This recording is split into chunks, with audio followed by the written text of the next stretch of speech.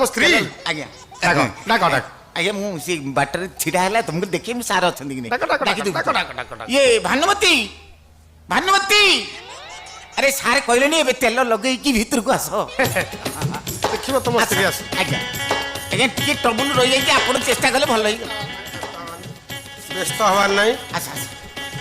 ମୋ ଠାରୁ ଯିଏ ଟ୍ରିଟମେଣ୍ଟ ହେଇଛି ସେ ଜାଣିଛି ନା ଆଜ୍ଞା ଆଜ୍ଞା ଥରେ ତ ଯିଏ ହେଇଛି ସେ ଲୋକଙ୍କ ଶୁଣିଥିବ ଆଜ୍ଞା ଲୋକମାନେ କଥା ହଉନାହାନ୍ତି ଶୁଣୁଛି ମାନେ ସ୍ତ୍ରୀ ଲୋକ ପୁରା ଲାଇନ୍ ଦଉଛନ୍ତି କହିଲେ ମୁଁ ବା ଗାଇନିଂ ସ୍ପେଶାଲିଷ୍ଟ ନାରୀ ରୋଗ ବିଶେଷଜ୍ଞ ଆଜ୍ଞା ଆଜ୍ଞା ମୁଁ ଜାଣିଛି ଜାଣିଛି କାଇଁ ତମ ସ୍ତ୍ରୀ କାଇଁ ନାଇଁ ସାର୍ ସେପଟେ ନୁହେଁ ସାର୍ ଆଉ କାଇଁ କାଇଁ ଆଜ୍ଞା ସାର୍ ସେପଟେ ନୁହେଁ ସାର୍ କୋଉ ପଟେ ସାର୍ ଏପଟେ ମୁଁ ଗୋଟେ ଡକ୍ଟର ମତେ ପଟ ପଟ ପଟ ପଟ କହୁଛି ମୁଁ କଣ ତ ଥଟା ତୁ ଥଟା ପଟ ପଟ କଣ କହୁଛୁ ମୁଁ ଗୋଟେ ଡକ୍ଟର ନାଇଁ ସାର୍ ଆପଣ ଡକ୍ଟର ମୁଁ ଜାଣୁଛି